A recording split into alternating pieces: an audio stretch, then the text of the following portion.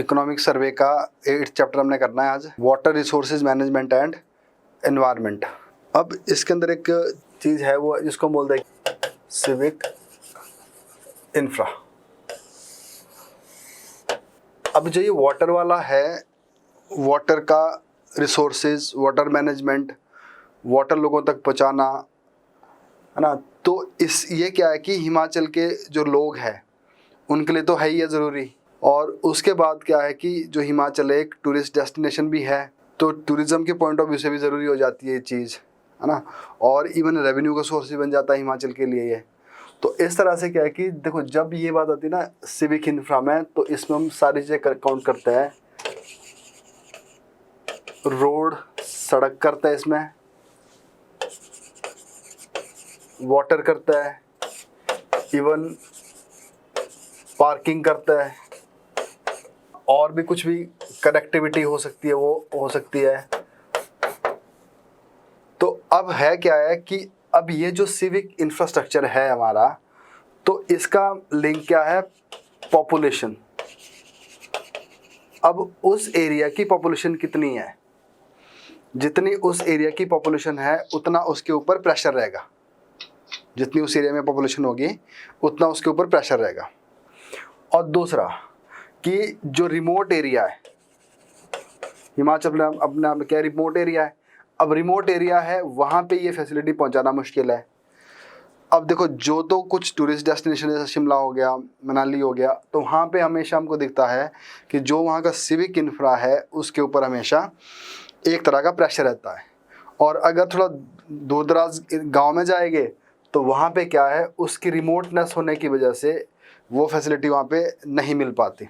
अब यही चीज़ क्या है कि जब ये सब कुछ मिल जाती है तो हमारा जो ह्यूमन डेवलपमेंट होती है उसके लिए ज़रूरी है ये, और रूरल डेवलपमेंट के लिए ज़रूरी है, और है ना, तो इवन सिटीज़ के लिए ज़रूरी है। तो इन सब के लिए ये ज़रूरी हो जाती है।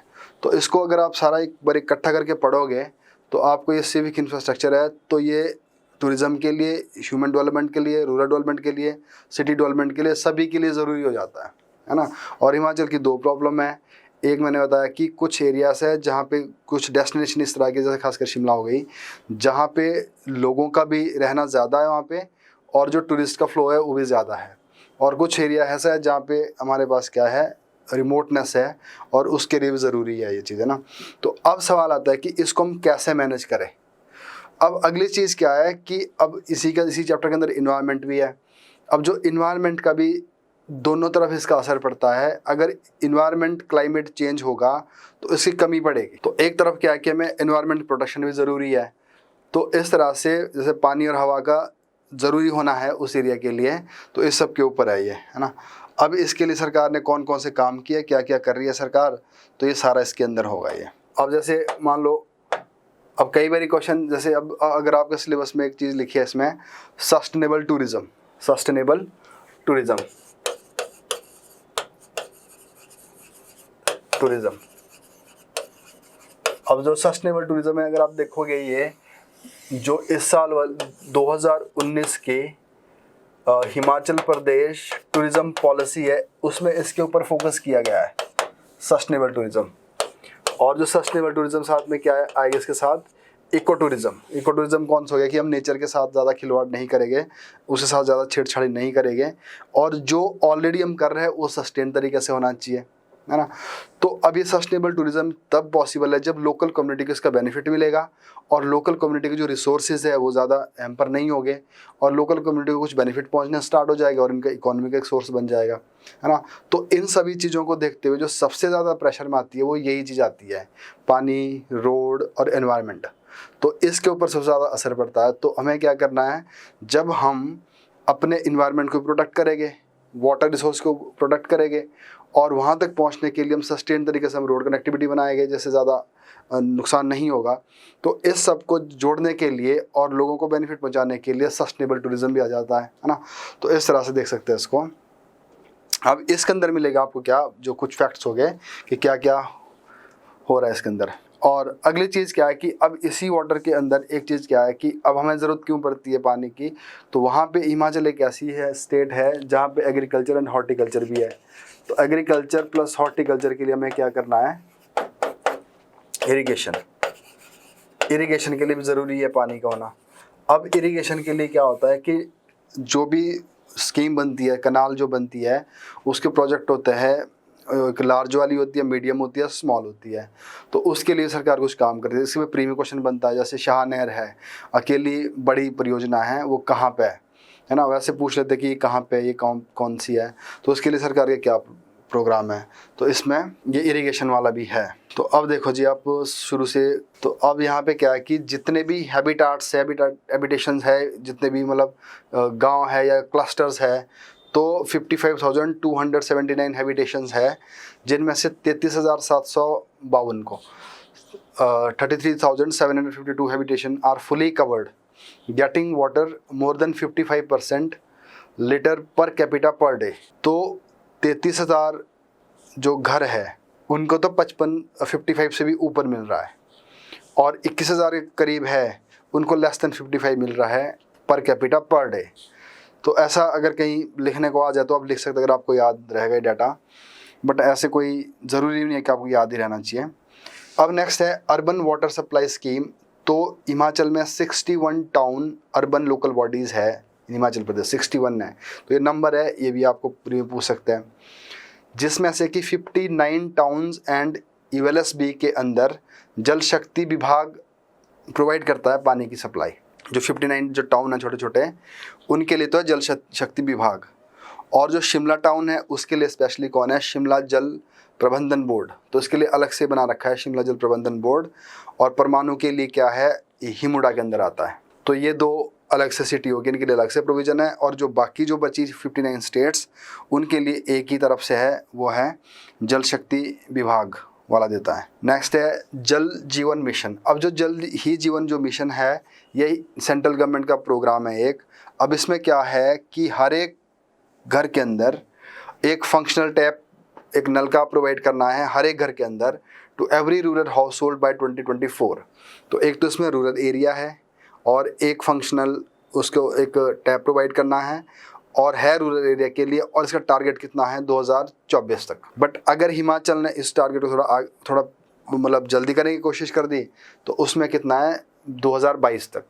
तो नेशनल लेवल पर ये टारगेट है 2024 तक, और हिमाचल की जो स्टेट लेवल पर है ये 2022 तक है। और ऑलरेडी हिमाचल में 75.53% जो हाउस होल्ड है उनके पास ऑलरेडी ये फैसिलिटी है, जो कि नेशनल लेवल पर बहुत कम है।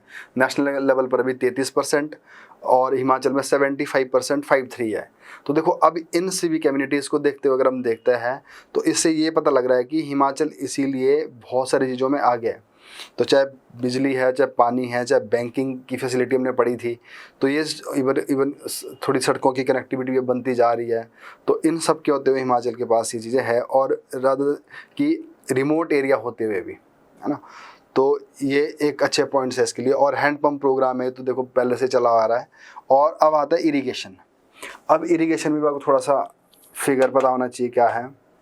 और बाकी देखो, बाकी जो मैंने बताया आपको, क्योंकि इकोनॉमिक सर्वे में कम दे रखा है, बट हमें कहाँ यूज़ करना है इसको, कि जो सस्टेनेबल टूरिज़्म है, और टूरिज़्म के क्या पॉजिटिव है क्या नेगेटिव है। तो नेगेटिव में आप यूज़ कर सकते हो इसको, कि जो हमारा जो ये सिविक इंफ्रा है इसके ऊपर जो असर पड़ता है, तो वहाँ के लिए आप कुछ डाटा ये दे सकते हो। अब जो इरिगेशन जो प्रोजेक्ट है, अब इरिगेशन में देखो जो 55.67 लाख हेक्टेयर लैंड है, इसका सिर्फ 5.83 जो लाख हेक्टेयर एरिया है उतना ही कल्टीवेशन के काबिल है, उसमें कल्टीवेशन होती है ना। देखो जैसे हमने पढ़ा था ना, कुछ 9% था कि जिसमें जो है एक एरिया जो पोटेंशियल रखता है, और ये वो है जो अभी अंडर कल्टीवेशन है, मतलब एट अ टाइम जो कल्टीवेशन है, तो है 5.83 लाख हेक्टेयर। तो ऐसे से पॉइंट आपको 5.83 लाख हेक्टेयर। अब इसका देखेंगे हम कि कौन सा आ गया। एक तो है मेजर एंड मीडियम इरिगेशन, और दूसरा है माइनर इरिगेशन। तो मीडियम एंड मेजर, और एक कौन सा है, माइनर।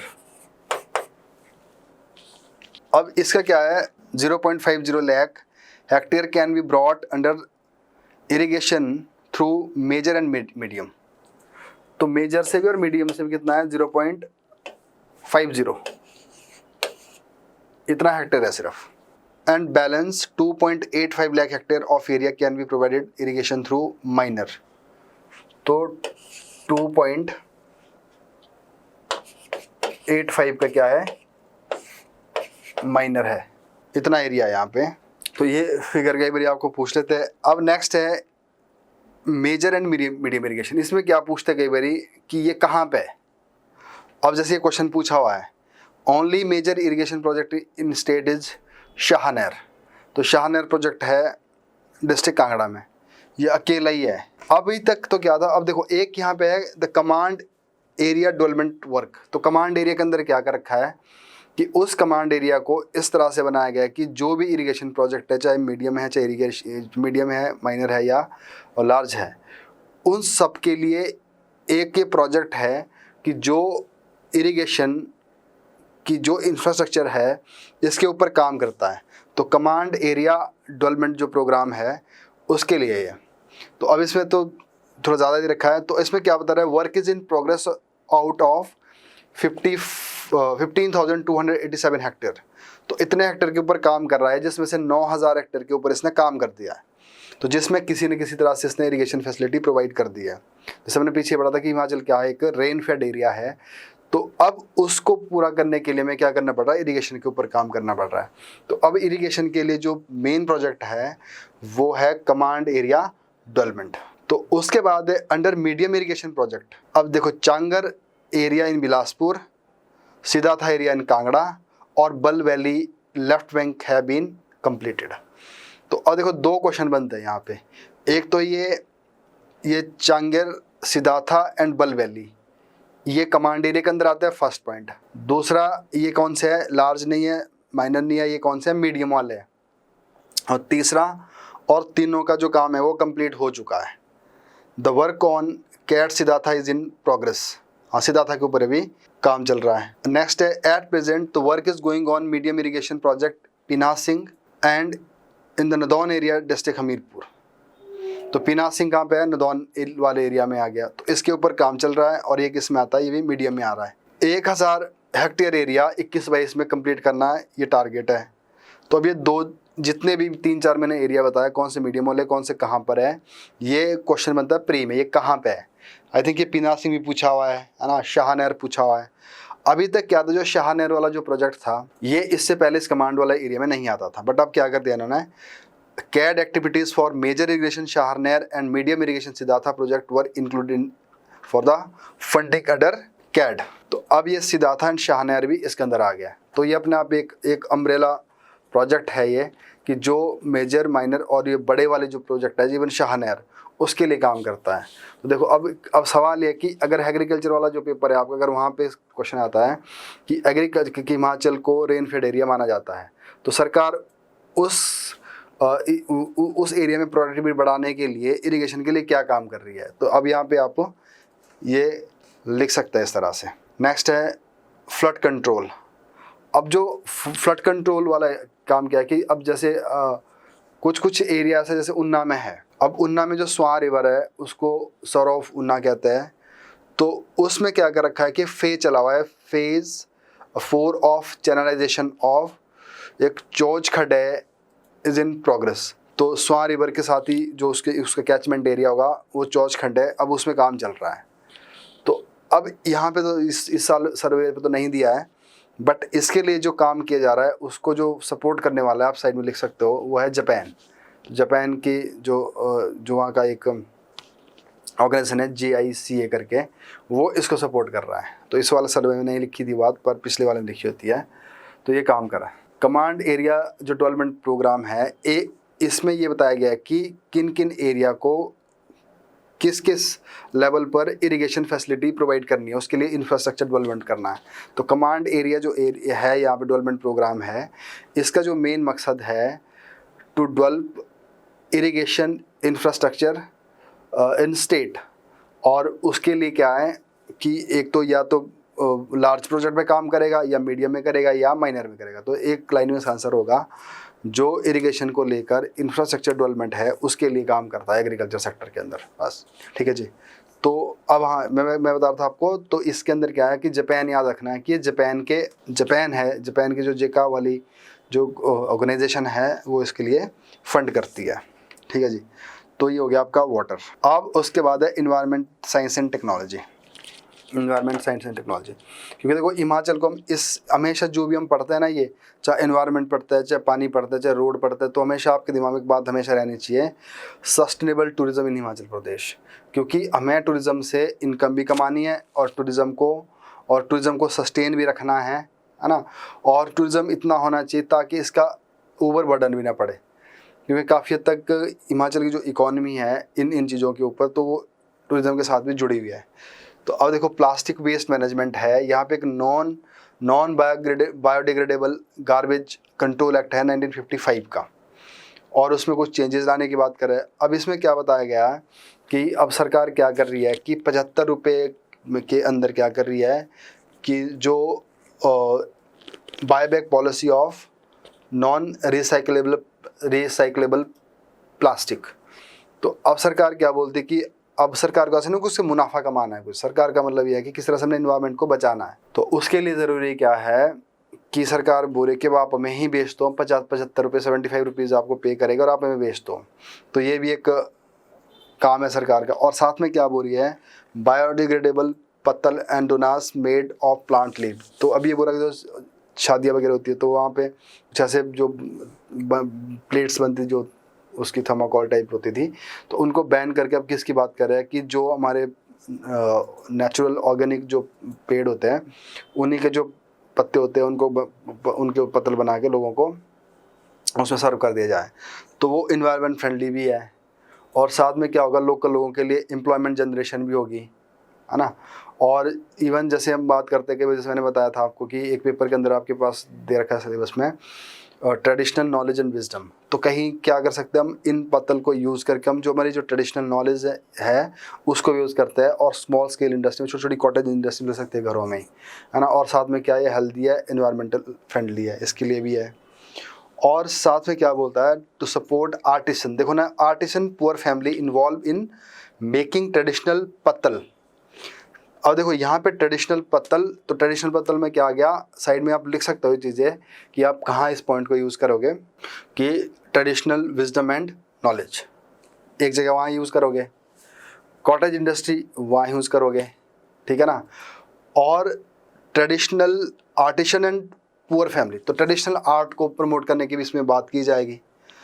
अब साथ में इसमें नीचे लिखिए एक लाइन सी, जो कॉर्पोरेट इन्वायरमेंट रिस्पॉन्सिबिलिटी। कॉर्पोरेट देखो जैसे एक अंदर ना corporate social responsibility, corporate environment responsibility. अब ये क्या होता है, कॉर्पोरेट सोशल रिस्पॉन्सिबिलिटी का मतलब क्या होता है कि जितनी भी कॉर्पोरेट ऑर्गेनाइजेशन है, जो कॉर्पोरेट सेक्टर है, उनके लिए बताया गया कि जो कंपनी लगातार 3 साल से प्रॉफिट में जा रही होती है, उनको अपने नेट प्रॉफिट का 2% सोसाइटी के लिए दे देना चाहिए।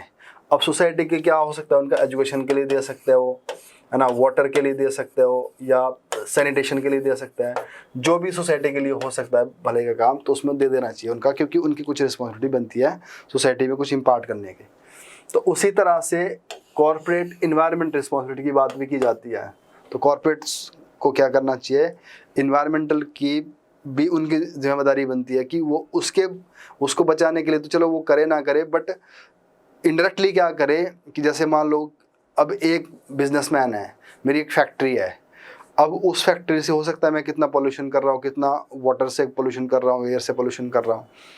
अब अगर जो मैं पोल्यूशन कर रहा हूँ और उधर क्या कर दिया मैंने कि किसी गाँव में उस गाँव के लोगों को मैंने ये बोल दिया आपके लिए मैं एक छोटा सा प्लांट लगा रहा हूँ और जहाँ पे आपने पत्तल बनाना है, और उसकी जो भी इनिशियल सेटअप होगी वो मेरी होगी, और बाद में जो आपको जो बनाओगे आप प्रोडक्ट, उसको ट्रांसपोर्ट भी मैं करूँगा और आपको इसका नेट प्रॉफिट मिल जाएगा। तो इसमें क्या कर दिया मैंने कि अपना तो जो मैं डिस्चार्ज कर रहा था, चाहे पानी कर रहा था या एयर पोल्यूशन जो भी हो रहा था, अब वो तो मेरा चलो इतना ज़्यादा कम नहीं हो रहा है। अब जो जिन लोगों को मैंने एम्पावर कर दिया कि अब जो ये पत्तल बना रहे हैं, बेच रहे हैं, उनके जगह लोगों ने कुछ और यूज़ करना था, तो वहाँ मैंने कंपनसेट कर दिया उसको। तो हर एक कॉर्पोरेट्स को ये बताया जा रहा है कि आप चलो इधर तो आप कर रहे हो कुछ ना कुछ, बट इसके बदले आप किसी और चीज़ को रोक लो। तो ये भी इसकी भी इसमें बात की जाती है। तो अब देखो, अब इसमें क्वेश्चन क्या बनता है कि हिमाचल प्रदेश जो इन्वायरमेंटल जो प्रॉब्लम्स है उसको अपने लेवल पर क्या कर रहा है। जैसे हमने पढ़ा सस्टेनेबल डेवलपमेंट गोल, उस गोल के अंदर क्लाइमेट चेंज, इन्वायरमेंट चेंज की बात भी की जाती है। तो नेशनल लेवल पर कुछ और किया जा रहा है और स्टेट लेवल पे अपने खुद और कर रहा है, तो इसके लिए भी ये हो जाता है। तो अब देखो, तो एक तो हम खरीद रहे हैं और उससे क्या होगा, जो लोकल ट्रेडिशनल जो नॉलेज है वो एनहांस होगी, कॉटेज इंडस्ट्री एनहांस होगी और लोगों के लिए एम्प्लॉयमेंट जनरेशन होगा। नेक्स्ट है state knowledge cell on climate change. अब स्टेट ने क्या कर रखा है, इसके लिए कुछ नॉलेज सेल बना रखे हैं। Has been set up in the department of environment science and technology Himachal Pradesh with the assistance of department of environment science and technology government of India under the national mission for sustainable Himalayan ecosystem. Sustainable Himalayan ecosystem. अब आपके syllabus के अंदर क्या देखो ना, national action plan on climate change, national action plan on climate change है।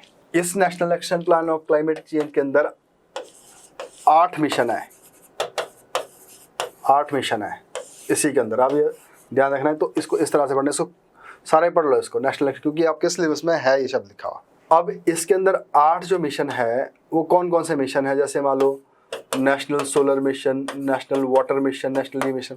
उसी तरह से एक जो मिशन है वो कौन सा है, national mission for sustainable Himalayan ecosystem. National mission for sustainable Himalayan ecosystem. अब जो हिमालय है उसका अपना एक इकोसिस्टम है पूरे हिमालय का। अब देखो उस इकोसिस्टम में क्या हो सकता है, लैंड है, रिवर है, फॉरेस्ट है ना, तो ये सारा आपस में जुड़ा हुआ है। तो इसमें से क्या है कि एक भी कंपोनेंट अगर इसका ख़राब कर दोगे तो पूरा हिमालय सिस्टम ख़राब हो जाएगा। अगर मान लो जैसे ग्लेशियर्स है, अब पता चले कि ग्लेशियर ही तेज़ी से पिघल रहा है, तो क्या हो जाएगा, पूरा का पूरा सिस्टम हिल जाएगा। तो इसके लिए क्या कर दिया कि इस national action plan on climate change के अंदर एक अलग से मिशन किसके लिए रखा गया, सिर्फ हिमालयन इकोसिस्टम के लिए। तो अगर हिमालयन इकोसिस्टम के लिए रखा हुआ एक अलग से, तो हिमाचल उसका एक कोर पार्ट है। अब उस हिमालयन इकोसिस्टम में मध्य प्रदेश से तो कोई लेना देना नहीं होगा, तो उत्तराखंड हो गया, हिमाचल हो गया, कुछ नॉर्थ ईस्ट स्टेट हो गया, उनका तो पूरा लिंक है इसके लिए, तो इसलिए सरकार इसके लिए अलग से काम करती है। तो अब इसमें क्या है, national mission for sustainable ecosystem के लिए the climate change vulnerability assessment of Beas river has been completed and another study of Satluj river basin covering Kinnaur, Shimla, Kullu, Solan, Mandi, Bilaspur has been initiated. तो अब देखो, जैसे मैंने बताया कि इस इकोसिस्टम के अंदर पता चले कि ब्यास रिवर के ऊपर कुछ प्रॉब्लम आ गई, ग्लेशियर हो रहा है यहाँ पे, या तो लेक ब्रस्ट हो रही है, कुछ और हो रहा है। तो ये एक जो ब्यास रिवर है ना, हमारे लिए एक पूरी एक ब्यास रिवर है, बट अगर आप एक इकोसिस्टम देखोगे इसका पूरे हिमालय का, उसका एक मेजर कंपोनेंट है ये। तो ब्यास रिवर अगर उसमें से बाहर निकाल दी जाए तो हिमालय के ऊपर असर पड़ जाएगा, है ना। तो अब ये क्या कर रहे हैं, ब्यास रिवर को स्टडी कर रहे हैं कि उसकी कितना वल्नरेबल है, वहाँ पे कितनी क्या क्या दिक्कतें आ रही है उसको लेकर, और साथ में वो कंप्लीट हो गई और इधर से किस में स्टार्ट कर दिया है, सतलुज के ऊपर। तो state knowledge cell on climate change, और ये चला रहा है, और इस किसके साथ काम करता है, ये national mission for sustainable Himalayan ecosystem, और जिसके ऊपर अभी 2 रिवर के ऊपर काम किया जा रहा है, क्योंकि ये जो दोनों रिवर है ये वेरी एसेंशियल पार्ट है किसका, जो हिमालयन इकोसिस्टम है। नेक्स्ट है project sanctioned under the national adaptation fund for climate change. तो ये भी है, जैसे हमने कल पढ़ा था ना कैंपा, ये तो फंड करता है वहाँ के लिए जहाँ पे कि सरकार के द्वारा कोई पेड़ गिराया गया है अपनी इंफ्रास्ट्रक्चर डेवलपमेंट के लिए, उसको आगे एफॉरेस्टेशन के लिए उसको कंपनसेशन प्रोवाइड करने के लिए। और उसी तरह से नेशनल लेवल पर एक है national adaptation fund for climate change, national adaptation fund for climate change. देखो ना, ये चीज़ आपको वैसे याद रहनी चाहिए, सिर्फ ऐसा नहीं कि हिमाचल पॉइंट ऑफ व्यू से ही, जैसे मैंने national action plan on climate बताया, मैंने हिमालयन इकोसिस्टम वाला बताया ये मैं, और इधर ये नेशनल जो national adaptation fund for climate change है एंड बायलैटरल फंडिंग। तो ये आपको वैसे ही पता होना चाहिए क्योंकि इनको ये आपके सिलेबस का पार्ट है ये। अब इसके अंदर भी क्या है, हिमाचल के अंदर 3 तरह के इसमें प्रोजेक्ट चले हुए हैं जो यहाँ पे हिमाचल चला रहा है। तो अब इसमें क्या है, सबसे पहले है reducing glacial outburst and flood risk in Parvati valley of Kullu district. Reducing glacial outburst and flood risk in Parvati valley of Kullu district. जैसे भी उत्तराखंड में आया था बाढ़, वो तो ग्लेशियर ब्रस्ट हुआ था और नीचे जाके लेक में गिर गया, तो जिसकी वजह से वहाँ पे कितना ज़्यादा नुकसान हुआ था। तो अब इसका मतलब है कि हम बिल्कुल सही डायरेक्शन में जा रहे हैं कि ऐसा पहले लग रहा है पता कि क्लाइमेट चेंज से, ग्लोबल वार्मिंग से क्या हो रहा है कि जो ग्लेशियर्स है वो थोड़े फ्रजाइल हो चुके हैं, वो इजीली टूट जाते हैं और जिसकी वजह से वो फ्लड लेके आते हैं। तो बेस्ट तरीका ये है कि हम उसको पहले ही देख रहे हैं, चाहे सैटेलाइट के द्वारा चाहे किसी और के द्वारा। तो अब देखो, अब इस जो एडेप्टेशन फंड है कि अब हमने उस चेंज के साथ ही अडेप्ट करना पड़ेगा। अब अगर लग रहा है कि पता वहाँ पे ग्लेशियर टूट रहे या कुछ ऐसी चीज़ें हो रही है, तो पहले ही वहाँ पे एक बफर जोन क्रिएट करना पड़ेगा कि लोगों को वहाँ पे नहीं रखेंगे, है ना। तो मतलब कहने मतलब है कि प्रेपरेशन है आपकी इस तरफ से। अच्छा, दूसरा क्या है कि आपके सिलेबस में एक पार्ट और क्या है, डिज़ास्टर मैनेजमेंट, और डिज़ास्टर मैनेजमेंट का भी पार्ट है एक। तो क्योंकि हिमाचल का जो ज़्यादातर डिज़ास्टर है वो जो मैन मेड है वो कम है, बल जो नेचुरल है वो ज़्यादा है। अब आने वाले टाइम में क्या है कि जो क्लाइमेट चेंज होने की वजह से ये वाले डिज़ास्टर भी होने लग जाएंगे। अब देखो, ये एक ऐसा यूनिक डिज़ास्टर होता है कि जिसके लिए दोनों रिस्पॉन्सिबल है, नेचर भी और इंसान भी। अब ग्लेशियर है वो तो नेचुरल है, बट उसका टूटना कहाँ टूटेगा इसके लिए आदमी जिम्मेवार है। तो एक ऐसी कंडीशन ही बनती है। तो इसके लिए क्या है कि जब जो हमारी अप्रोचेज आती है, अगर आप पढ़ोगे डिज़ास्टर मैनेजमेंट में, तो उसमें क्या होता है, डिज़ास्टर मैनेजमेंट में कुछ अप्रोचेज है। तो डिज़ास्टर मैनेजमेंट में क्या होती है, अप्रोचेज होती है। अब 2 पार्ट में बांटते हैं इसको। एक आता है डिज़ास्टर से पहले, प्री डिज़ास्टर, और एक होती है पोस्ट डिज़ास्टर, डिज़ास्टर आने के बाद। और जैसे पोस्ट डिज़ास्टर में सबसे पहले क्या हो जाएगा, पोस्ट डिज़ास्टर में सबसे पहले जो रिस्पॉन्स आएगा, जो लोकल कम्युनिटी होती है वहाँ पे, है ना। तो ये सिंपल एक रिस्पॉन्स होगा। प्राइमरी जो हेल्थ की फैसिलिटी दी जाएगी और उनको वहाँ से हटाया जाएगा। तो अब अगला काम क्या होगा डिज़ास्टर के बाद, उसका रिहैबिलिटेशन, रिहैब, और उसके बाद अगला काम क्या होगा रिहैब के बाद, उनकी परमानेंट सेटलमेंट। अब ये तो हो गया जी। अब आगे कहाँ जाएगा, अब यहाँ इनके लिए पुरानी बात हो गई, डिज़ास्टर आया था जब तक ये रिहैब हो गया। अब क्या है, डिज़ास्टर से पहले ही अब उनके ऊपर फिर डिज़ास्टर आएगा कभी न कभी। तो उसके लिए भी क्या होती है, अलग अलग स्टेजेस होती है इसके लिए। सबसे पहले जैसे हम बोले कैपेसिटी बिल्डिंग, उनको कैपेबल बना दो। फिर उसके बाद मिटिगेशन कि क्या किया है असल में, और उसके बाद क्या है प्रेपरेशन, आप प्रिपेयर हो क्योंकि फिर डिज़ास्टर आ सकता है।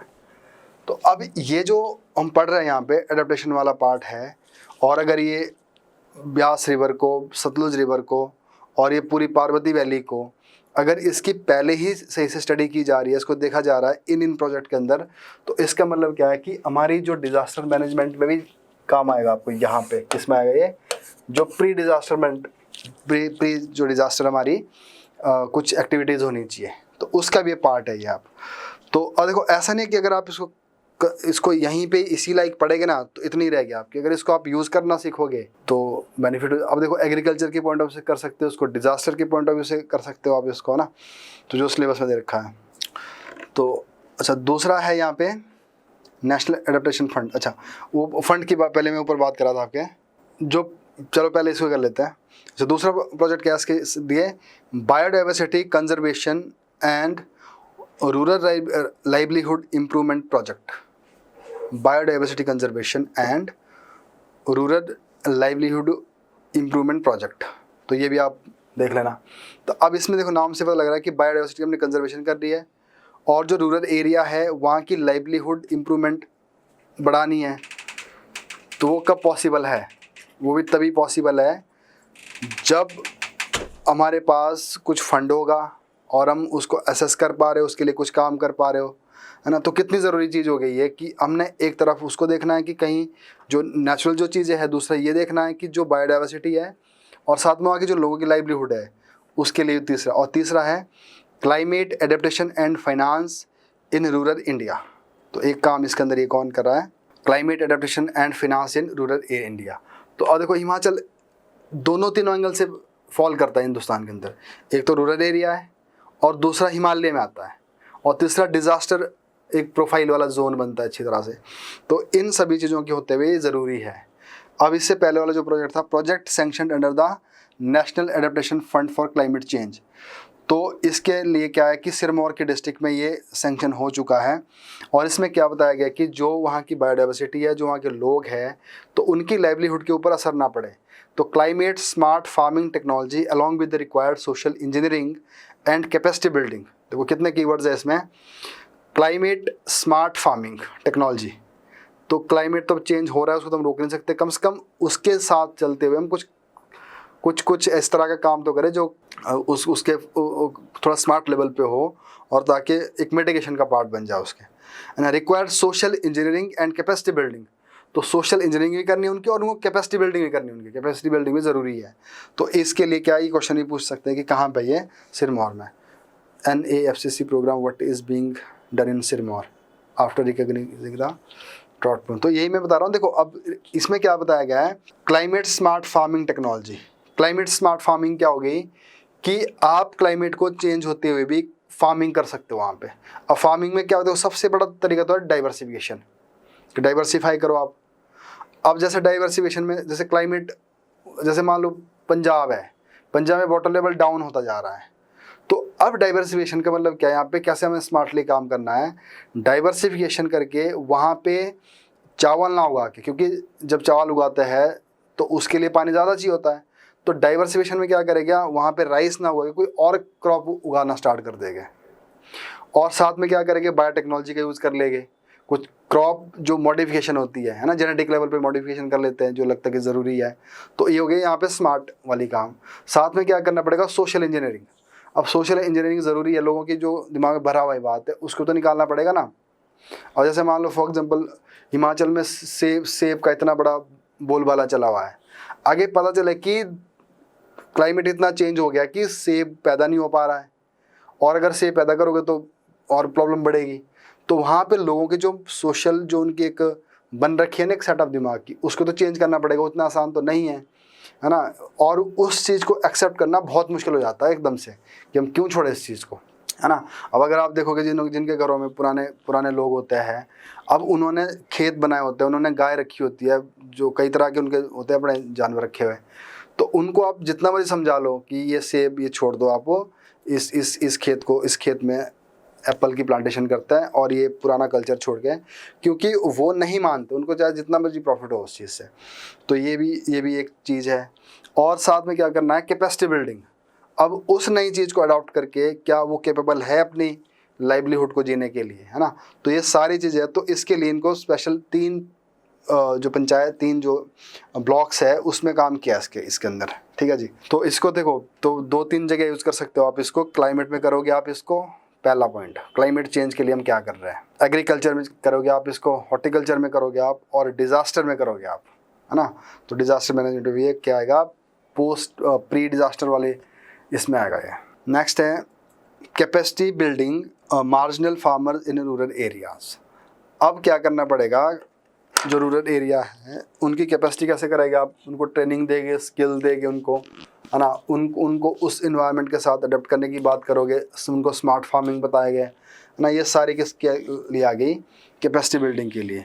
और आने वाले टाइम में क्या है कि अगर कंडीशन और ख़राब हो जाएगी तो उनको और ज़्यादा केपेबल बनाना पड़ेगा। तो biotechnology intervention is very essential.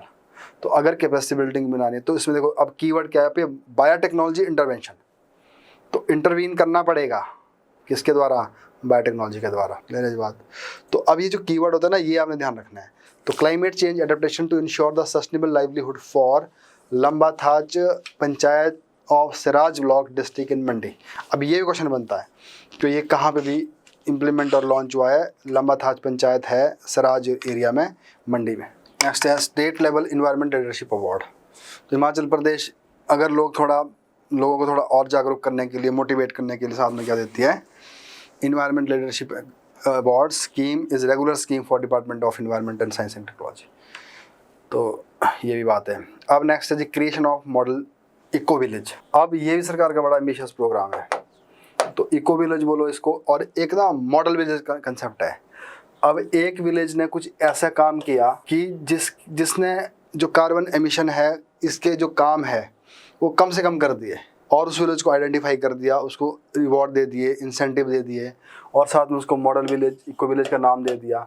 अब इससे क्या होगा, इससे इंस्पायर होकर अगले 2-4 विलेज पे और इसका असर पड़ेगा, और यहाँ से फिर एक विलेज और निकलेगा, उसका फिर अगले 4 में पड़ेगा, यहाँ से फिर एक को मिलेगा। तो ऐसे क्या बनेगी, एक चेन बनती रहेगी। तो इस तरह से जो लोग विलेजेस है वहाँ पे लोगों को जब बात पहुँचती रहेगी तो ये कंसेप्ट बनता रहेगा। तो इसमें क्या बात की गई है, department is setting up the 2.5 MTDP bio, एक मिनट ये ऊपर हो रहा है, हाँ, scheme is focusing toward the preparation of the development of the low impact lifestyle as to reduce the ecological footprint.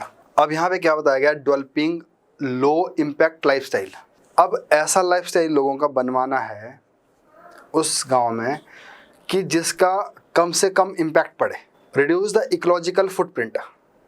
अब इकोलॉजिकल फुटप्रिंट क्या होगा कि मेरी एक्टिविटी कितनी इकोलॉजी को नुकसान पहुंचाती है। जैसे फॉर एग्जांपल मान लो ये एक ऑफिस है, ये ए ऑफिस है, ये बी ऑफिस है। अब इसमें 100 लोग काम करता है, इसमें भी 100 लोग काम करता है। अब इसमें जो 100 लोग काम करते हैं वो साइकिल से आते हैं, इसमें 100 लोग काम करते हैं वो कार से आते हैं। तो अब क्या हो गया, अब जो इकोलॉजी को या एनवायरनमेंट को जो डिस्टर्ब करने के वाले जो लोग हैं ये ज़्यादा है। तो यहाँ पे क्या बोलेगा हम, जो फुटप्रिंट है यहाँ का कम होगा, यहाँ का ज़्यादा होगा। तो अब हमें क्या करना है, लो इम्पैक्ट लाइफस्टाइल। अब देखो जो ये साइकिल में जो लोग आ रहे हैं, जो साइकिल का यूज़ कर रहे हैं, उनका जो लाइफस्टाइल है लो इम्पैक्ट लाइफस्टाइल है वो। तो अब इसका एनवायरनमेंट पे असर ही नहीं पड़ेगा ज़्यादा खासकर, है ना। तो अब ये तो मैंने एग्जांपल दिया। तो अब लाइफस्टाइल के लिए क्या है कि इंसान के सुबह से लेकर जो शाम तक की जो एक्टिविटीज़ होती है, अगर उसको हम काउंट करेंगे तो उसके अंदर हम कितनी सारी एक्टिविटीज़ ऐसी होती है कि जो कहीं ना कहीं हमारे जो इकोलॉजी है उसको हैम्पर कर रही है। और हो सकता है जो दूसरा इंसान है उससे वो कम कर वो ऑर्गेनिक खाना खाता है और साइकिल पे आता है ना, और पार्क में जाके स्पोर्ट्स वगैरह करता है ना। दूसरा बंदा कुछ और ही करता है ना, वो जाके स्पोर्ट्स नहीं करता, वो जाके सिगरेट पिएगा, दूसरे को पिलाएगा, थोड़ा और पोल्यूशन बढ़ाएगा, गाड़ी में आएगा, है ना, और रात को नॉइस पोल्यूशन करेगा, नाचता रहेगा। तो उसकी और इसकी लाइफस्टाइल में बड़ा फ़र्क पड़ जाएगा। तो कहीं ना कहीं क्या होगा, तो इकोलॉजिकल जो फुटप्रिंट है उसकी बात की जाती है। तो इसके लिए काम करना है, तो इसके लिए सरकार क्या करती है, 50% of base assessment from the launch of the scheme. तो इसके लिए कुछ जो सरकार स्कीम वगैरह देती है, under this scheme 50 lakhs will be utilize over a period of 5 years by identifying the village for adoption of the model eco villages। अब कुछ गांव को आइडेंटिफाई करना है जिसको मॉडल इको विलेज का नाम दिया जाएगा। There are 15 villages identified in the state where the scheme is being implemented as per the approved eco village development plan. तो ये भी आप रखना याद को। अब देखो ना, क्वेश्चन क्या बन रहा है कि हिमाचल प्रदेश सस्टेनेबिलिटी के लिए, सस्टेनेबल डेवलपमेंट के लिए क्या कर रहा है, इसमें भी आप कर सकते हो इसको। हिमाचल प्रदेश क्लाइमेट चेंज से निपटने के लिए क्या कर रहा है, और हिमाचल फ्रेंडली कैसे हो रहा है इन्वायरमेंट के, है ना, ये सारे काम है यहाँ पे। उसके बाद है जी setting up of bio methanation plant at Kufri Shimla. ये भी प्री के लिए क्वेश्चन बनता है। तो मेथेन जो गैस होती है उसका एक प्लांट लग रहा है। अब इसमें क्या बताया गया है कि जो बायोडिग्रेडेबल वेस्ट होता है वहाँ पे, जैसे हॉर्सेस की जो डंग होती है और होटल से जो वेस्ट निकलता है ना, जिसको डिग्रेड कर दिया जा सकता है, उसको सारा इकट्ठा करके उसकी गैस बनाई जाएगी। तो इन्वायरमेंटल फ्रेंडली भी है, और दूसरा जो वेस्ट है उसकी भी यूज़ होगी, तो वेस्ट मैनेजमेंट भी है, तो वेस्ट मैनेजमेंट का पार्ट भी है बन जाएगा, है ना। जैसे स्मार्ट सिटीज़ है उसमें भी आप यूज़ कर सकते हैं, अगर जो स्मार्ट सिटी वाला जो कंसेप्ट है तो वहाँ भी आ सकता है। तो science and technology setting up the 10 demonstration municipal solid waste management facilities. तो सॉलिड वेस्ट मैनेजमेंट फैसिलिटी, तो इसको देखो ना आपके सिलेबस में क्या है, अर्बन डेवलपमेंट भी एक लिखा हुआ शब्द। अर्बन डेवलपमेंट के लिए ये सारी चीज़ ज़रूरी है। 2-3 पॉइंट आपको यहाँ से मिल जाएंगे। अर्बन डेवलपमेंट के लिए capacity to dispose the approximately 0.5 to 5 ton of waste to be installed in 10 different locations in Himachal Pradesh as pilot project in PPP model. Triple P model क्या होता है, पब्लिक प्राइवेट पार्टनरशिप। जैसे सरकारी है, सरकार और प्राइवेट का एक पार्टनरशिप प्रोग्राम होता है, ये इस तरह से चलता है। तो ये है जी। तो और देखो इसके लिए भी सेम है, आपको थोड़ा सा कन्वेंशनल पढ़ना पड़ेगा। और ये सारी जितने भी देखो ना, अगर आपको इतने सारे पॉइंट्स याद रख लिए ना, मैं आपको पूरी दावा से बोलता हूँ कि आप इतना ही लिख पाओगे पेपर में, चाहे वो सस्टेनेबल डेवलपमेंट के ऊपर है, चाहे क्लाइमेट चेंज के ऊपर आ रखा होगा, चाहे किसी और भी लिख लो जहाँ जहाँ आप इसको यूज़ कर सकता है। तो इतने कीवर्ड आपको याद रहेगा तो ये काफ़ी है। नेक्स्ट चैप्टर, अगर आप कुछ पूछना है तो पूछ सकते हो, और नहीं तो हम मूव करते हैं नेक्स्ट चैप्टर की तरफ, इंडस्ट्री एंड माइनिंग। चलो जी, इंडस्ट्रीज एंड माइनिंग। और देखो इंडस्ट्री में क्या क्या है आपको जो पढ़ने वाला है, क्योंकि ये तो थर्ड स्टेज में आ रहा है जो हम पढ़ रहे हैं। तो सबसे पहले आएगा इंडस्ट्रीज की बैकग्राउंड क्या है हिमाचल में, बैकग्राउंड इन हिमाचल, छोटा मोटा बस, क्योंकि हम इंडस्ट्रियल स्टेट है ही नहीं है, ठीक है ना। और दूसरा आएगा टाइप्स ऑफ इंडस्ट्रीज। अब मेंस की बात कर रहा हूँ इस पे, इंडस्ट्री के टाइप्स क्या है ना। टाइप्स क्या है यहाँ पे, देखो एक तो टाइप्स भी यहाँ पे 2 तरह के आते हैं। एक होता है साइज के बेस पर कि यहाँ पे बिग, स्मॉल, मीडियम, MSME, ठीक है जी, एक तो टाइप्स ही होता है। एक आता है टाइम के बेस पर, जैसे मॉडर्न और ट्रेडिशनल। उसके बाद आता है रिसोर्सेज बेस्ड। अब रिसोर्सेज में बेस्ड क्या होता है, जैसे कत्थे की इंडस्ट्री हो गई है ना, फूड, फ्रूट है ना, ये आती है। जैसे मान लो माइनिंग बेस्ड इंडस्ट्री हो गई, सीमेंट है ना, रॉ मटेरियल बेस्ड। तो ऐसे ये आ गए रिसोर्सेज क्या क्या आपके पास, मटेरियल क्या है ना, ये आ गए मॉडर्न एंड ट्रेडिशनल। उसके बाद आ गई जो इनका साइज होता है ना। हिमाचल तो एक कॉटेज इंडस्ट्री से स्टार्ट हो जाता है ना, बल्कि अब तो क्या है इसको यूज नहीं करते, MSME करते हैं, MSME। तो देखो, तो टाइप्स ऑफ इंडस्ट्री, तो टाइप ऐसा नहीं कि एक ही तरह की टाइप है। मॉडर्न ट्रेडिशनल के तौर पर, जैसे हमारे पास हैंडीक्राफ्ट्स है, वो ट्रेडिशनल वाली है। तो रिसोर्सेज बेस्ड इंडस्ट्री कौन कौन से रिसोर्सेज के बेस पर है, और एक कौन सी जो नॉर्मल होती है साइज़ के बेस करके ऊपर इंडस्ट्री, ठीक है ना। क्योंकि जो इकोनॉमिक सर्वे में दिया ना वो बिल्कुल एंड वाला पार्ट होता है। तो इससे पहले आपको ये बुक पे मिल जाएगा, आपको जो हमारी मेंस वाली बुक है। और देखो अब इसके अंदर भी क्या है, जैसे हिमाचल वाली जैसे स्टेट है, वहाँ पे ट्रेडिशनल जो MSMEs है उसके ऊपर काफ़ी फोकस किया जाता है। और देखो अब इन इंडस्ट्री को, अब अगला सवाल है यहाँ पे इंडस्ट्रियल एरिया डेवलपमेंट, कहाँ का ये इंडस्ट्रियल एरिया डेवलप हुआ है ना। अब इन इंडस्ट्रियल एरिया के डेवलपमेंट होने के पीछे वजह क्या है ना। जैसे मान लो बॉर्डर के साथ एरिया डेवलप हो गया है, और उधर देखोगे हम तो बायोटेक्नोलॉजी वाले थोड़े डेवलप हो रहे हैं, और कहीं पे IT वाली इंडस्ट्री डेवलप हो रही है ना। तो इंडस्ट्रियल एरिया डेवलपमेंट, उसके लिए क्या क्या तरीका चल रहा है ना। ये सिर्फ मैं आपको एक बात बता रहा हूँ, एक आउटलाइन बता रहा हूँ कि इंडस्ट्री का क्या है इसमें। आदर्श ग्राम पंचायत योजना भी इसी से रिलेटेड है। हाँ, यही बोल सकते हैं आदर्श ग्राम पंचायत, वो फिर ग्राम पंचायत की पूरी चीज़ें आ गई इसके अंदर कि वो कैसे काम करती है हर सब लेवल के ऊपर ना, बट है कहीं ना कहीं इस तरह की होती है। तो ये हो गया, एरिया वाली बात आ गई। अब एक और टॉपिक है यहाँ पे इंडस्ट्री में, वो है थ्रस्ट एरियाज ऑफ इंडस्ट्रीज। ऐसे कौन से एरिया जिस पे अभी काम कम हुआ है पर होना ज़्यादा चाहिए उसके ऊपर, जैसे biotechnology based industry, IT based industry, है ना, टूरिज्म बेस्ड इंडस्ट्रीज।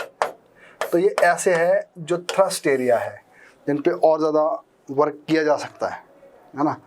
तो ये भी एक है आपका इंडस्ट्री का पार्ट। अब जो बड़ी इंपॉर्टेंट चीज़ है वो है इंडस्ट्री की पॉलिसी। तो अब देखो, जो ये मैं बता रहा हूँ आपको, ये सारा है आपका पेपर 3 में, ये सारा पेपर 3 में है। और जो पेपर 1 में है वहाँ पे क्या, इंडस्ट्रियल पॉलिसी, इंडस्ट्रियल पॉलिसी।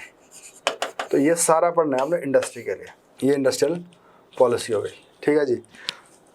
तो थोड़ी सी बैकग्राउंड, टाइप्स ऑफ इंडस्ट्री, और टाइप्स ऑफ इंडस्ट्री बहुत सारे टाइप्स पे हो सकती है।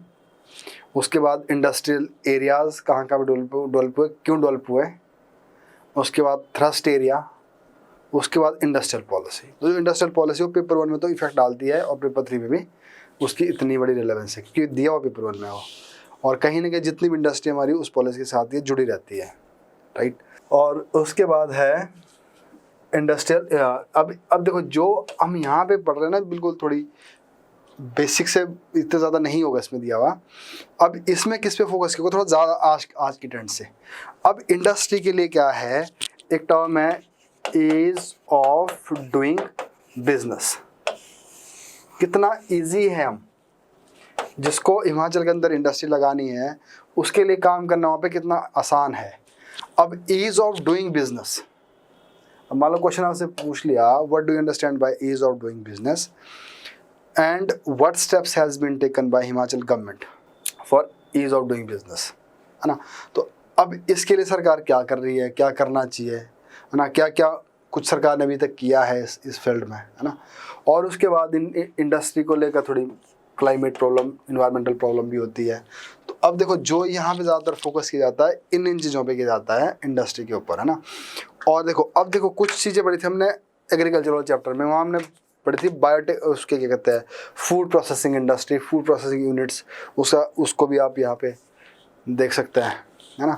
तो इसलिए क्या है कि ज़्यादातर बेनिफिट कब रहता है जब आप कंप्लीट करके पढ़ते हो एक चीज़ को, है ना, तो आपको पूरा चैप्टर कवर हो जाता है इसमें। तो देखो, अब बैकग्राउंड मैंने बता दी इसकी, और इसी तरह से क्या यहाँ पे माइनिंग भी है। अब देखो, माइनिंग क्या होता है, नॉर्मली तो इसको प्राइमरी सेक्टर में बोलेंगे, और जब इसको थोड़ा सा बाहर निकालेंगे, इसके ऊपर लेबर एनर्जी या फोर्स लगेगी, इसको कुछ बनाया जाएगा, तो वो किस में आ गया, इंडस्ट्री में आ गया, मैन्युफैक्चरिंग में आ गया, है ना। अब माइनिंग को लेकर भी ऐसे पंगा है। अब माइनिंग क्या है, हमारा नॉन टैक्सेशन का जो नॉन टैक्स वाला रेवेन्यू का सोर्स है, और माइनिंग जितनी हिमाचल में होनी चाहिए थी उतनी हम हार्नेस नहीं कर पा रहे, क्योंकि उसके पीछे जो सबसे बड़ी प्रॉब्लम है, जो इन्वायरमेंटल क्लियरेंस बॉटलनेक है, कि माइनिंग को लेकर कि यहाँ से निकालेंगे तो इन्वायरमेंटल प्रॉब्लम हो जाएगी, कभी एनजीटी आ जाएगा, कभी कोई आ जाएगा, कभी हो जाएगा। है हिमाचल उसको हार्नेस तो करना चाहता है बट कर नहीं पाता।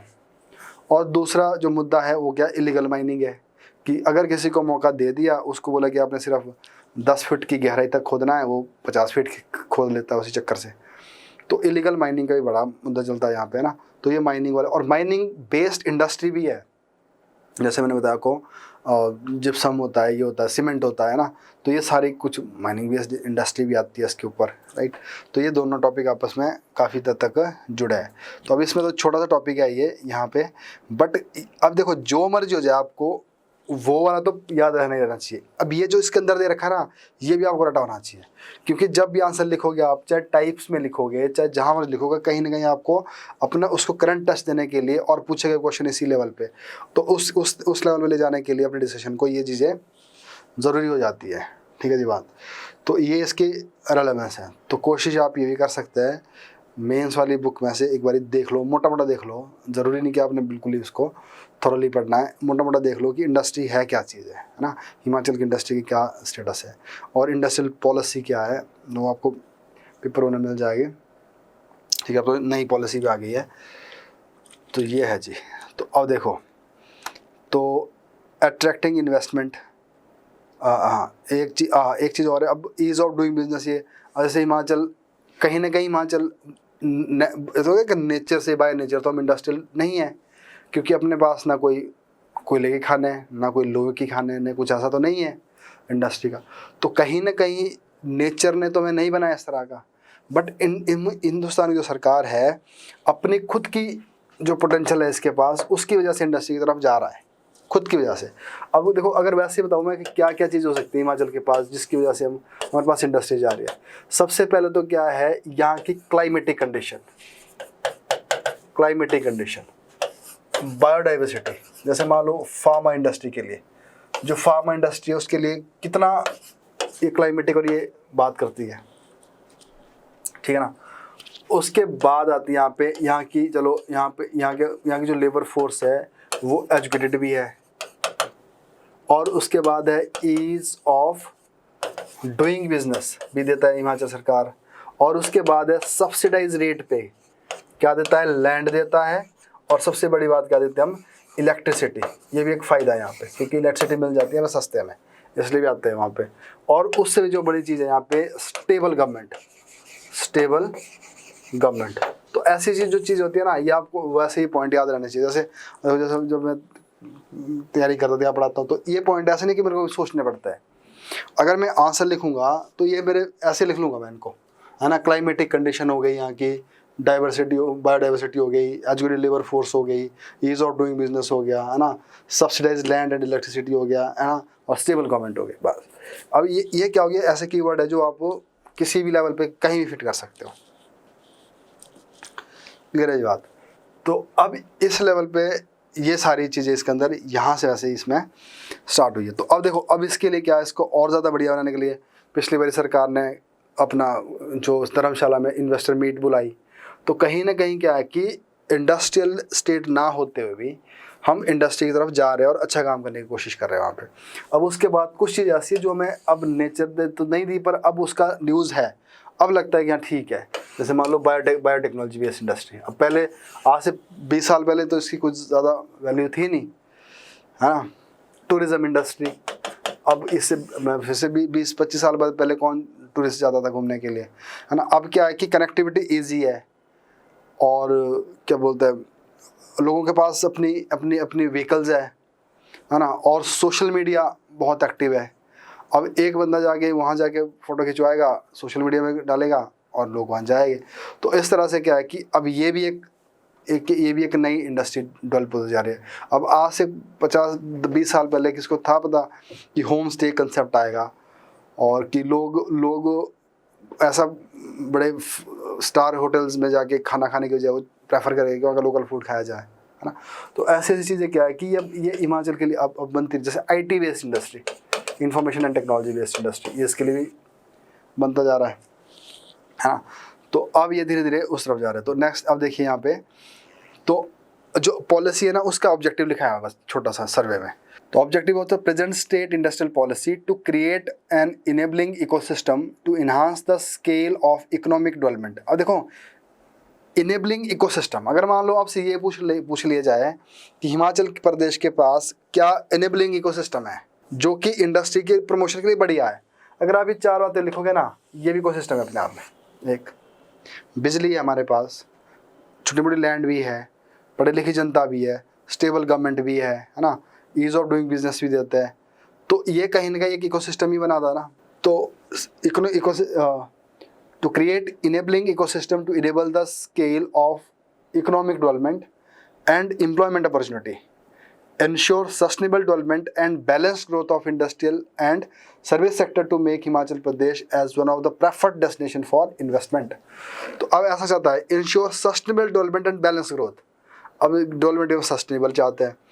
तो अब इस लाइन का अगर पढ़ोगे एक एक शब्द का इसका मीनिंग है। अब पास्ट जर्नी क्या है हिमाचल की, अगर इसको बिल्कुल पुराने ज़माने में लेके जाए, 50s में जब हिमाचल बनता है, तो उस टाइम नान फाउंड्री थी कोई, मोहन मैकिन्स था जहाँ वो ब्रिवरी शराब बनती थी, है ना, और सॉल्ट माइन बनती थी द्रंगगंज मंडी में, फिर पीछे तो बंद ही हो गई थी वो, अब जाके दोबारा खुलवाई है।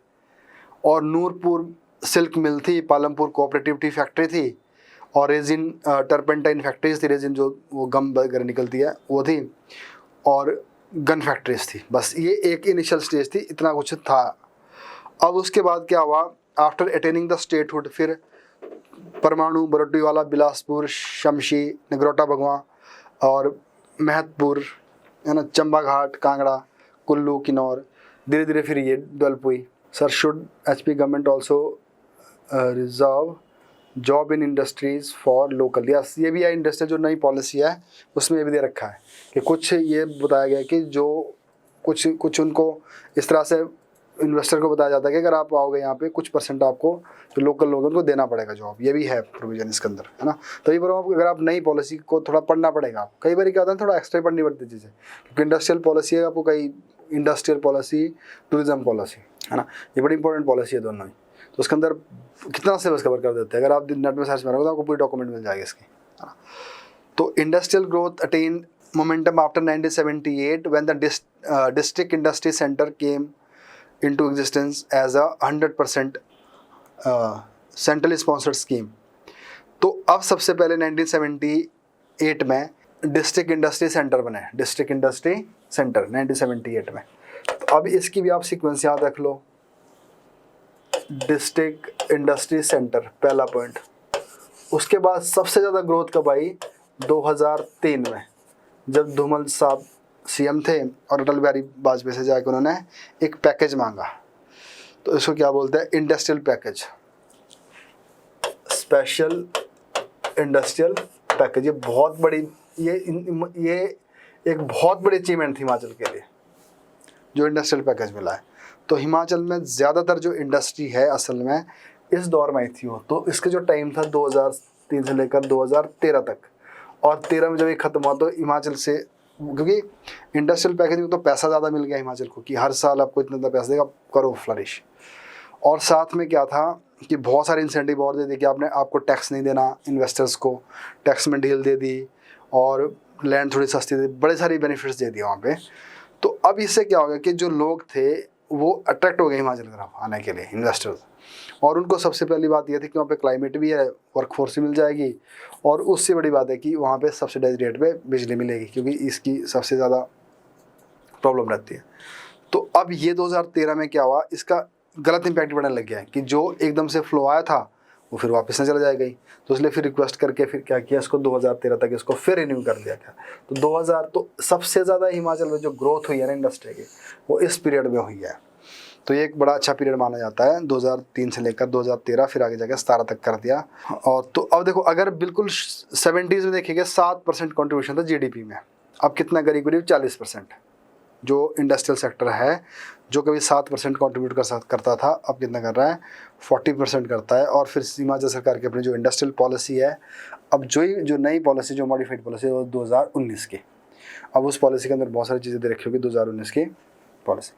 सर, HP में SEZ स्पेशल इकोनॉमिक जोन है ना? स्पेशल इकोनॉमिक जोन नहीं आई है, स्पेशल पैकेज आई है। स्पेशल इकोनॉमिक जोन कुछ और होता है, ये सिर्फ स्पेशल पैकेज आई है 2013-17 तक, तो उसके बाद ये हट गया था।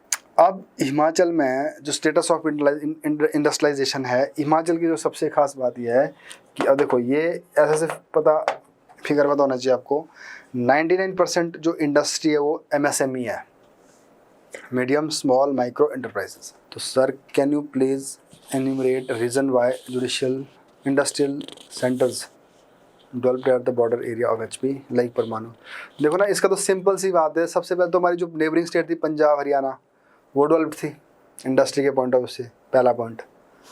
दूसरा पॉइंट क्या था? कनेक्टिविटी इजीली थी, सड़कें बनी हुई थी, रोड इंफ्रास्ट्रक्चर बना हुआ था, है ना। तो मेन दो बातें ये थी। अब देखो, अब रॉ मटेरियल को यहाँ पे लेके जाना और यहाँ से जो बना हुआ सामान उसको बाहर ले जाना इजी था, और इन्वेस्टर को आना भी यहाँ पे इजी था। अब आपको लगता है कि अगर चंबा में जाके अगर हम वहाँ पे लगाते हैं एक उनका सिप्ला वालों का प्लांट, तो चंबा में क्यों लगेगा सिप्ला का प्लांट? उसको तो बहुत ज़्यादा दूरी पड़ जाएगी वहाँ पे, है ना। अब देखो, अब हिमाचल ये है, मान लो देखो, हिमाचल गवर्नमेंट बोल रही है कि यहाँ पे भी हम आपको सारी फैसिलिटी देंगे, यहाँ पे भी सारी फैसिलिटी देंगे। यह है बॉर्डर एरिया जो प्लेन एरिया है, और यह है चंबा। अब इस बॉर्डर एरिया से यहाँ पे अगर आप 100 मीटर आगे आते हो तो वो फैसिलिटी नहीं मिलती। 100 मीटर इधर आगे, परमाणु से थोड़ा सा आगे निकले, वो फैसिलिटी नहीं मिलेगी। तो ये तो ऐसा समझ लीजिए ना, जो लोग ये पंजाब में काम कर रहे थे उन्होंने कुछ नहीं किया, थोड़ा सा इतना सा शिफ्ट किया इन्होंने बस, अब सारी फैसिलिटी यहाँ पे, नज़दीक में रेलवे है ना, चंडीगढ़ नज़दीक पड़ता है, अम्बाला, ये कितने कितने मेन एरिया। अब यहाँ से क्या होगा इनके लिए, बड़ी मुश्किल हो जाएगी यहाँ से, है ना। अब रॉ मटेरियल बाहर से लेकर आना, जल्दी पहुँच जाएगा और इधर चले जाना है। अब धीरे धीरे बोल सकते हैं चलो बायोटेक्नोलॉजी बेस्ड इंडस्ट्री यहाँ पे आ सकती है ना। उसके बाद अगर मंडियाँ देखोगे आप, सारी तो इधर ही है। अब जितना मर्जी जिसके पास एप्पल होगा, टमाटर होगा, सब्जियाँ होगा, वो कहाँ की तरफ मूव करेगा, चंडीगढ़ दिल्ली की तरफ लेके आने की कोशिश करेगा, सोलन तक लेके आएगा, है ना। तो ये मेन बात है। बॉर्डर जम्मू में है ना, पर जम्मू इतना डेवलप तो नहीं है जितना पंजाब हरियाणा है ना। और जम्मू के लिए तो और ज़्यादा दूर पड़ जाएगा। जम्मू से बढ़िया तो बंदा सोचेगा पर चंबा में चला जाओ, है ना। अगर आप कोई ऑप्शन दे दूँ मैं कि आप एक फैक्ट्री लगाओ जी, तो कहाँ लगाना प्रेफर करोगे आप, है ना। ईज ऑफ डूइंग बिजनेस सबसे पहली बात तो लोकेशन भी है ना। अब लोकेशन जहाँ होगी वहीं पे डेवलप होगी, ठीक है जी बात। तो ये है, तो इसलिए बॉर्डर का ऐसा नहीं है कि बॉर्डर एरिया बॉर्डर कहीं का भी हो जाए, है ना। बॉर्डर मतलब जहाँ पे ऑलरेडी प्लेन एरिया है, इंफ्रास्ट्रक्चर ऑलरेडी बिछा हुआ है वहाँ पे, सब कुछ बिछा हुआ है वहाँ पे ऑलरेडी। तो easy connectivity is the main concern.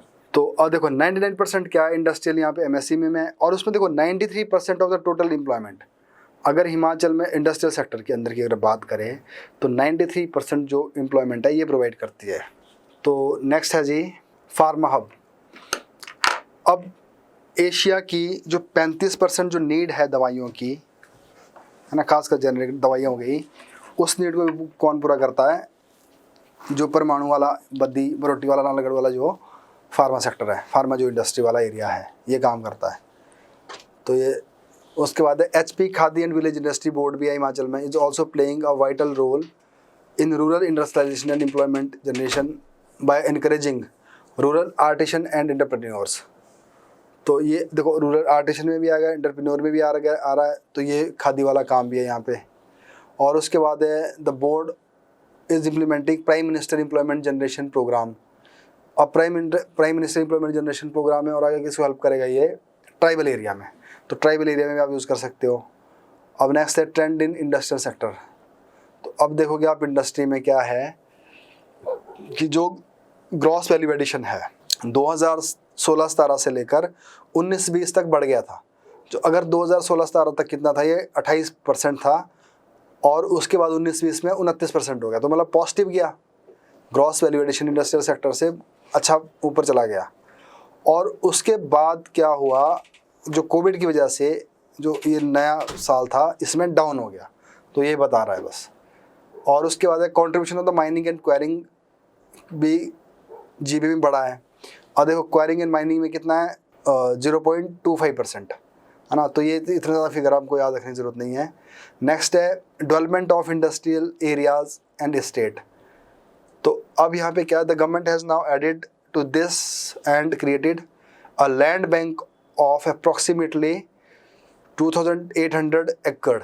तो लैंड बैंक बना रखी है सरकार ने कि अगर आप लोग आओगे इन्वेस्ट करने के लिए, हम उस बैंक में से आपको लैंड देंगे फॉर इंडस्ट्रियल डेवलपमेंट। तो अब देखो ये जो सारे पॉइंट्स हैं ना, आपको वैसे याद रहना चाहिए कि हिमाचल सरकार कर क्या है इंडस्ट्री के लिए, और हिमाचल को क्या करना चाहिए इंडस्ट्री के लिए। और अट्रैक्टिंग इन्वेस्टमेंट और इन्वेस्टमेंट, देखो एक तो लैंड बैंक हो गया, एक पॉइंट पक्का है आपके पास ये। और टू अट्रैक्ट इन्वेस्टमेंट हिमाचल ने सबसे बड़ा काम किया 2019 में, चलो उसके बाद कोविड लग गया। ग्लोबल इन्वेस्टमेंट मीट करी कहाँ पे, धर्मशाला। तो पिछले साल वाला जो सर्वे था ना, पिछले साल वाले सर्वे में इस चैप्टर के ऊपर अलग से एक पूरा चैप्टर था, है ना, इस टॉपिक के ऊपर अलग से चैप्टर था। तो ये भी इन्वेस्टर को अट्रैक्ट करता है। Prime minister formalisation of micro fruit processing entrepreneurs. तो जो आत्मनिर्भर भारत प्रोग्राम है सरकार का, आत्मनिर्भर भारत। तो आत्मनिर्भर भारत में क्या कि हमने सब कुछ खुद प्रोड्यूस करना है हिंदुस्तान में, छोटे छोटे लेवल पे, छोटे छोटे क्लस्टर पे ले जाके। तो उसके लिए बाहर की कंट्री के ऊपर डिपेंडेंसी नहीं करनी। तो हिमाचल को जो एक पोटेंशियल माना है वो किसके लिए है, फूड बेस्ड माइक्रो एंटरप्राइजेस। तो हिमाचल के पास एक थ्रस्ट एरिया है जो फूड प्रोसेसिंग इंडस्ट्री है। तो फूड बेस्ड माइक्रो एंटरप्राइजेस के ऊपर इसमें बात की गई है। तो अब आत्मनिर्भर भारत के ऊपर भी इसको लिंक कर दिया गया है, ठीक है जी। मुख्यमंत्री स्वावलंबन योजना। तो मुख्यमंत्री स्वावलंबन योजना में क्या है, जो 60% जो सब्सिडी दी जाती है यूथ को कि आप अपने लेवल पे एंटरप्रेन्योरशिप बनिए, है ना। तो इसमें और भी जैसे मेल को अलग से, फीमेल को अलग से। तो अगर चाहो तो आप इसमें, तो देखो सर्वे इतना ही दे रखा है, अलग से आप इसके ऊपर 2 लाइन 4 लाइन पढ़ सकते हो। इंटरनेट से। तो इसको आप नोट कर लेना, मुख्यमंत्री स्वावलंबन योजना, इसको थोड़ा अपने डिटेल में पढ़ना है ना। और इसमें क्या है, 60% इसमें सब्सिडी की दी जाने की बात की अगर कोई अपना स्टार्टअप करता है, तो ये ज़रूरी है। अब उसके बाद है माइनिंग। अब माइनिंग का प्रॉब्लम क्या है कि एक तो देखो ना, अगर हम सच्चे मायने में देखें, पहले तो इसका ये है कि हिमाचल के पास जितनी माइनिंग के स्कोप है उतना हम हार्नेस नहीं कर पाते। और अगर कोई और स्टेट होती है ना, थोड़ी बदमाश स्टेट होती है, मतलब जो इतनी परवाह नहीं, जैसे महाराष्ट्र महाराष्ट्र तो निकाल देते हैं। पर हिमाचल में क्या है कि हिमाचल बहुत कंसर्न है, बहुत पर्टिकुलर इस चीज़ के लिए कि नहीं, हमने इन्वायरमेंट को बचाना है। हमने जो नेशनल लेवल के जो लॉ है, जो इन्वायरमेंटल क्लियरेंस के जो प्रोग्राम है, जो वहाँ बोटलनेक बनती है, उसके साथ चलना है। तो इसलिए हिमाचल खुद भी ईमानदारी से क्या करता है, उन प्रोजेक्ट को बंद करके रखता है। देखो जैसे द्रंग और उधर गुम्मा में उसके लिए है माइनिंग है, वहाँ पे सॉल्ट के लिए है ना, कहीं पे सैंड के लिए, कहीं पे किसी के लिए चीज़ के लिए। हाँ, कुछ एरिया में है जहाँ पे एक्सेस में होती है, बट वो इलीगल तरीके से होती है। बट सरकार ने बहुत सारी माइनिंग उसको बंद कर रखे है। तो पहली तो बात है कि हम उतना हार्नेस नहीं कर पा रहे, that is because of environmental clearance की वजह से। तो जितनी करते हैं उसमें पंगा पड़ जाता है। उसमें माइनिंग में क्या होती है, इलीगल माइनिंग होती है, उसमें माफिया बन जाता है प्रॉपर। अब सरकार ने भी क्या किया इसके लिए, ऑनलाइन इसकी ऑक्शन जो भी होती है इसकी, जो लोग इसको लेते हैं, और जो इलीगल जो माइनिंग है उसको चेक करने के लिए 25,000 से लेकर 5 लाख तक का जुर्माना कर दिया। 2 साल तक की पनिशमेंट हो सकती है ना। और इलीगल माइनिंग के लिए चेक पोस्ट बना दिए। और साथ में जिनको इलीगल जो माइनिंग का जिसको कॉन्ट्रैक्ट दे रखा है, जिनको आगे दे रखी है, उनको बोल दे कि अपने एरिया में आप CCTV कैमरा लगाइए, तो इससे पता लगेगा क्या हो रहा है वहाँ पे, है ना। तो ये माइनिंग का हो गया। उसके बाद है ईज़ ऑफ डूइंग बिजनेस।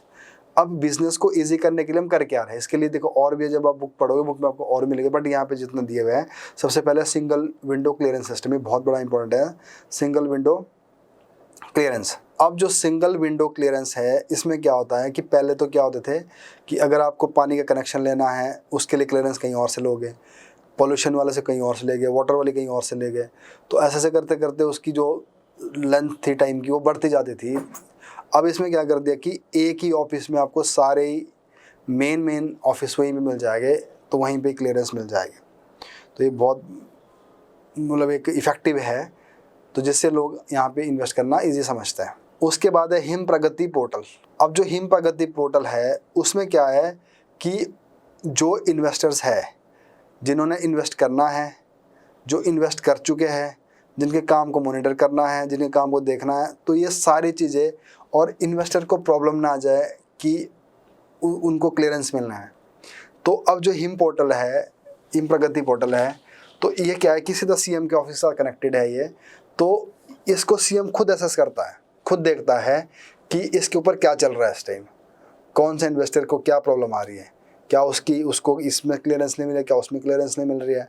तो जितना भी वो इन्वेस्टर्स है उनके सबके ऊपर CM की खुद की नज़र आती है कि जिसको लगे कि हाँ इसका काम किसी वजह से रुका हुआ है, तो उसको जल्दी से उसको क्लियर कर देता है। तो इससे क्या होगा हिम प्रगति पोर्टल से, कि जो भी काम है उसमें कोई ऐसी हडल नहीं आ जाएगी, वो स्मूथ हो जाएगी, और जितनी चीज़ें जल्दी हो जाए, ईजी हो जाए, उतना सही है।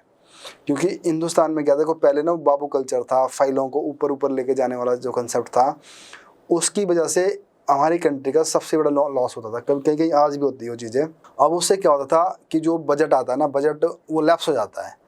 अब हिमाचल जैसे स्टेट में वाला बजट आ गया, बजट आया, मार्च अप्रैल में बजट आया, उसके बाद मई जून में बारिशें स्टार्ट हो गई, कभी बाढ़ आ रही है, कभी सड़कें टूट रही है, कभी क्या हो रहा है, उस टाइम खर्च नहीं कर पा रहे हैं। जब खर्च करने का टाइम था 2 महीने, वो उन फाइल्स को आगे पीछे करने में लग गया। तो बस मानसून गया, थोड़ा सा टाइम आया, फिर उसका बर्फ़ पड़ गई। तो इतना कम टाइम मिलता है कि आप जो इंफ्रास्ट्रक्चर डेवलपमेंट वाले प्रोग्राम तो वैसे भी नहीं हो पाते, है ना। ट्राइबल एरिया में और दिक्कत आ जाती है, इसीलिए इनके लिए सिंगल लाइन एडमिनिस्ट्रेशन ऐसा ट्राइबल सब प्लान आया। तो अब इस चीज़ को दूर करने के लिए क्या है कि ये चीज़ें होनी ज़रूरी है, तो ईज़िली ये चीज़ें एकदम से स्मूथ तरीके से चलती रहेगी आगे। तो ये भी काम है। अब ईज़ ऑफ डूइंग बिजनेस में इंडिया की, हिमाचल की रैंकिंग भी अच्छी है। तो अगर जो लेटेस्ट रिपोर्ट है उसके अंदर हिमाचल की रैंकिंग 7 है। ये भी प्री के लिए याद रखना, प्री में बहुत स्कोप है इस क्वेश्चन को पूछने का, कि जो अभी 16th जो वही पहले 16 थी, तो 16वें से लेकर सीधी हिमाचल की जंप का हुई 7th रैंक के ऊपर। तो इसका मतलब है कि हिमाचल सरकार ये कर रही है काम। अब हिमाचल सरकार देखो इस क्यों कर पा रही है, क्योंकि सबसे पहले स्टेबल गवर्नमेंट है।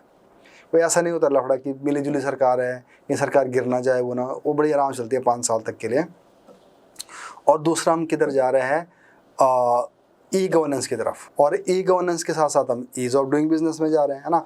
तो जब हिम प्रगति पोर्टल है बिकॉज ऑफ ई गवर्नेंस है, तो ऐसी ऐसी चीज़ हम दे पा रहे हैं, तो इसका मतलब है कि सही जगह जा रहे हैं। How to tackle the mining activities ethics questions with respect to HP given its history like the Kinkri Devi and Kinkri Devi struggle. Yes, Kinkri Devi थी सिरमौर में ना, तो वैसे वैसे स्ट्रगल करने पड़ेंगे फिर, है ना। वो काफ़ी इम्पैक्ट डालते हैं इस तरह से, आम लोग कर सकते हैं। किंकरी देवी को फिर बाद में बड़े सारे अवार्ड्स वगैरह भी मिले, तो ये एक बेस्ट एग्जांपल है कि इस तरह से रोकी जा सकती है। तो पीपल पार्टिसिपेशन होना ज़रूरी है, कम्युनिटी पार्टिसिपेशन होना ज़रूरी होना चाहिए, एनजीओ का होना ज़रूरी है ना। बट प्रॉब्लम क्या है, देखो अगर अब वैसे मैं आपको सच्चाई बताऊँ, जैसे कुछ लोगों में जानता हूँ जो इसमें है, तो यहाँ पे ये भी दिक्कत होती है जो मतलब ब्यूरोक्रेसी में है, या तो यहाँ पे मीडिया है ना, मीडिया बहुत बड़ा रोल प्ले कर सकती थी, बट मीडिया कई बार गड़बड़ कर देती है। मीडिया न्यूज़ लगानी है, किसकी लगानी है, क्यों लगानी है, और इसमें बीच में लेन देन हो जाता है पैसों के भी। तो इस तरह से क्या है, मीडिया का रोल बड़ा होना चाहिए। अच्छा, दूसरी बात क्या है कि यहाँ पे माइनिंग के ऊपर क्या है कि एक सेक्टर का काम नहीं है ये, अब माइनिंग वाले भी वहाँ पे हाजिर होने चाहिए। मैं आपको बता रहा हूँ कि जो मेरी बातचीत होती रहती है, जो इनमें से जुड़े हुए जो लोग हैं उनके हिसाब से बता रहा हूँ मैं, बुकिश बात नहीं है। कि जो सबसे बड़ा हर्डल आता है ना इसमें, मैं बताया मीडिया वाला डरा लेते हैं, वो ऑफिस को भी डरा देते हैं और उनको डरा देते हैं कि नहीं तो हम ये न्यूज़ लगा देंगे, वो भी एक बात है। अच्छा, उसके बाद जो सबसे बड़ा प्रॉब्लम है ना, जो माइनिंग में है वो हल्के आदमी तो नहीं होते, अब उनकी अच्छी पकड़ होती है। अब उस पकड़ में क्या है कि 3 डिपार्टमेंट आते हैं इसमें इकट्ठे। पहले पुलिस, क्योंकि पुलिस को भी साथ लेके जाना पड़ता है, फिर फॉरेस्ट, क्योंकि फॉरेस्ट में होती है माइनिंग, उनको भी साथ लेके जाना पड़ता है, फिर माइनिंग वाले, तो 3 डिपार्टमेंट, चौथा मीडिया। तो जब तक अब देखो एक तो ढीला पड़ ही जाएगा ना किसी को। अब देखो अगर किसी ने करप्शन करना है, मान लो एक को करवाना है, किसी को एक को पकड़ लो, उसे करा। अब उधर एनजीओज है जो उसकी आवाज़ उठाते हैं, अब उनका भी कुछ ना कुछ गड़बड़ होती है बात। तो उस तरह से क्या है, तो अब देखो ना, NGO, media, police, forest and mining, तो 4-5 जब स्टेक होल्डर के साथ जुड़ जाते हैं ना, तो वहाँ पे क्या है, ये एक ऐसा ढांचा बन जाता है जिसको इजीली गिराया जा सकता है। क्योंकि देखो जिन्होंने इंटरफेयर करना है, पॉलिटिकल प्रेशर से करेंगे, पैसा दे के करेंगे, कुछ और करके करेंगे, एक पिलर गिराना है बस। पुलिस में कर गया तो बाकी सारे ढीले पड़ गए, उधर फॉरेस्ट वालों ने कर दिया तो ये भी एक बहुत बड़ी प्रॉब्लम है हिमाचल में, खासकर इस माइनिंग को लेकर, है ना।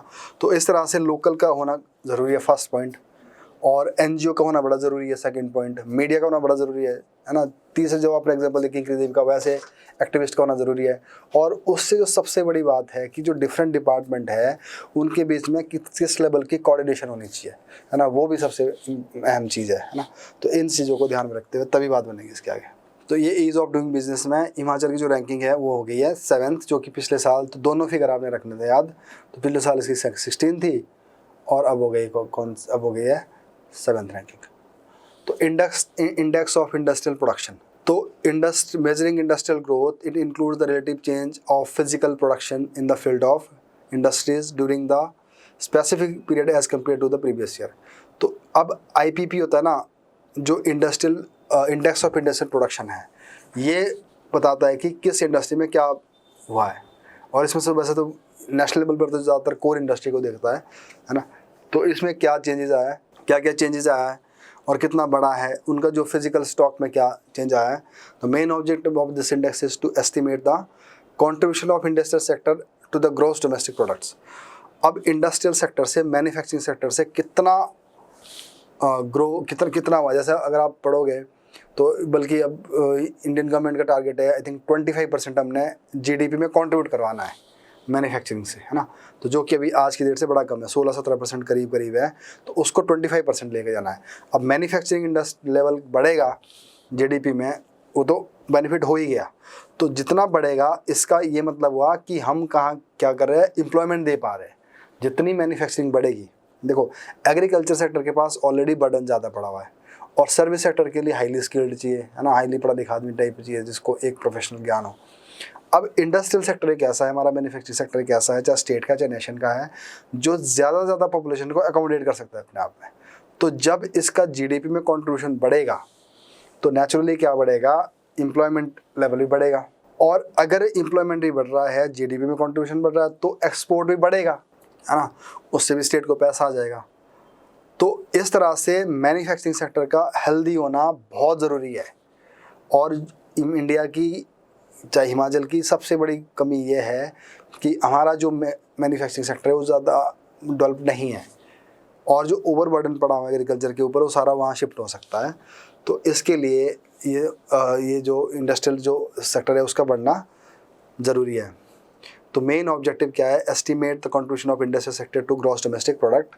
तो IPP of the state is being compiled on the base year 11-12. The IPP is estimated quarterly by collecting data from the selected units of manufacturing, mining, quarrying and electricity. तो इनसे डाटा कलेक्ट करते हैं, ये फिर बताते हैं कि हमारा क्या क्या है। तो मैन्युफैक्चरिंग हो गया, माइनिंग हो गया, क्वायरिंग हो गया, इलेक्ट्रिसिटी हो गया, तो सारा इसके अंदर आएगा। The general index is showing, इसमें इंडेक्स नहीं दिया हुआ है और हमने काट दिया था, increase of 16.43%। This increase is mainly attributed to electricity production, क्योंकि इलेक्ट्रिसिटी में काफ़ी होती है, और जो डाउन गई है वो है माइनिंग एंड मैन्युफैक्चरिंग। तो माइनिंग एंड मैन्युफैक्चरिंग और ज़्यादातर कहाँ पे गई है, कोविड टाइम। तो कोविड टाइम में सारी एक्टिविटीज़ बंद हुई पड़ी थी। तो आपके 9 चैप्टर हो चुके हैं।